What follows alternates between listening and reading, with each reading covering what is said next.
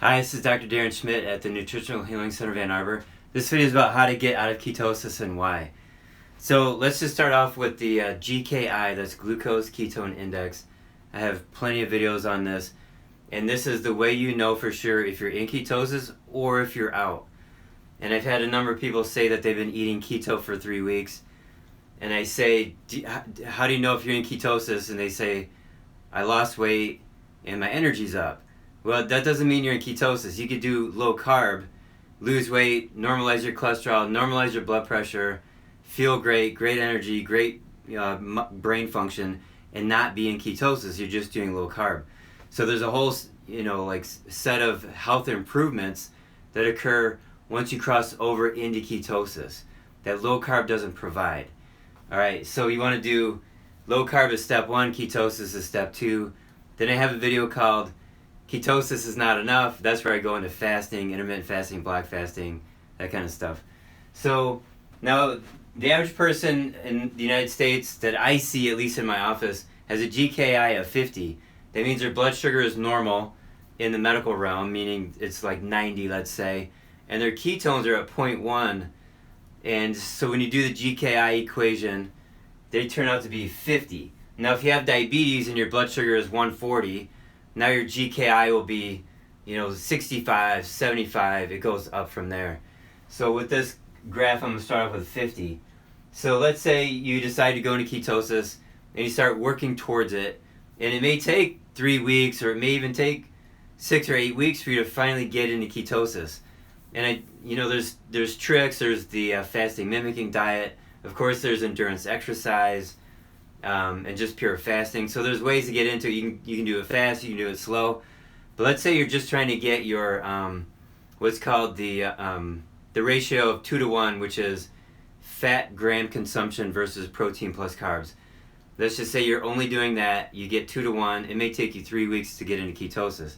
So you're working to get that GKI down, and then you're successful. And what you've been doing is training your cells to convert over from sugar as fuel to fat. Just like training a puppy, you have to be persistent and gentle and show leadership and don't give in. But your body may respond by showing you signs that it's not happy, the keto flu signs, if you go too fast or too harshly at the beginning. Okay, so, and then at this stage, let's say you've only been doing this for a month. At this stage, you have one meal that's high in carbs, or high in protein, or high in both relative to fat. Then you come out relatively easily. Okay, and then, but you learn this because you're using the Precision Extra to measure your blood, okay, or a similar device. Okay, so now let's say you're working at this for 3 months and 6 months, and now you're in ketosis more often than not. You've trained your cells to burn fat. And let's say now you're in ketosis for like 3 months straight because it's wintertime and you wanted to make sure that you're warm, or you have cancer or heart disease, you're trying to reverse that. Now how do you get out of ketosis? What you do is you increase the grams of fat, the ratio. You want to lower the grams of fat. You want to raise the protein plus carbs, like a 1 to 2 ratio. That'll get you out of ketosis. So 2 to 1 ratio of fat versus protein plus carbs. Usually it works to get into ketosis. And then a 1 to 2 ratio works very well to get people out of ketosis. All right, that's how you do it. And then you measure it and you use GKI and you find out that you're out of ketosis. So that's how to get out of ketosis. Now the reason why is because as your sugar is down so low, it becomes inconsequential to the body, as does insulin. So insulin, I've said before, is a dangerous hormone. It's dangerous when it's too high, and it's also dangerous when it's too low.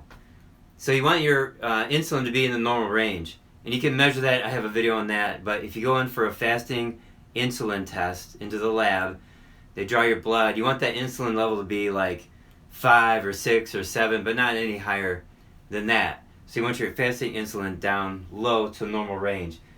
Normal in the functional medicine range, not the medical range, because the medical range is way too high see my video on that. Okay, so you want to resensitize your body to insulin. You're reintroducing it so that the body turns on certain hormonal pathways, etc. And now there are people on online and even PhD researchers, medical doctors, who say that ketosis is fine all the time, every day for your whole life. And I have to disagree with that. And there's a couple reasons. Number one, our ancestors were never in ketosis all the time. Not even Eskimos would do that, because in the summertime they had foods that would get them out of ketosis. And then, I have a mentor named Dr. Michael Dobbins. He died a few years ago, but he is a chiropractor. He focused on nutrition, just like myself. And he was in ketosis for many, many years, at least 12, maybe longer, 15 years. And he died of a heart attack. Now, he had cancer from working on a nuclear sub as a nuclear technician in the Navy. And at the time, they didn't know how much radiation the body could handle.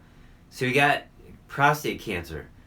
Now, being in ketosis actually contained, and this was verified with various medical tests, he was supposed to have metastasis of cancer throughout his body. Well, being in ketosis maintained the cancer to his prostate, so he didn't have metastasis throughout his body. But one day he was waiting outside of a restaurant to be seated, and he started falling backwards, and he said, I'm fainting, and that's how he died. So that'd be a heart issue right there. That'd be a circulation issue right there. Certainly it was lactic acidosis.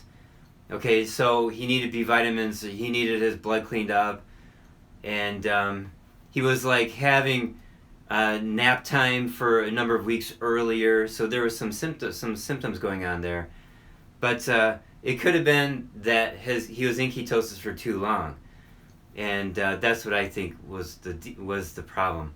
So anyways, you can be in ketosis every day if you want. That's your choice, it's your body, you can do what you want with it. But I am 100% with the idea you need to get out. So how often should you get out? Well, I talk about this in other videos, but it depends on your clinical picture. So if you're really, really sick, you want to be in it for more often than out of ketosis. If you're an athlete, you want to be in ketosis more often than you're out. But I don't want to get in that with this video. Okay, so if you like this information, please give me a thumbs up. I just wanted to answer some questions I've had, a lot of questions about getting out of it. So please share and subscribe, and thank you.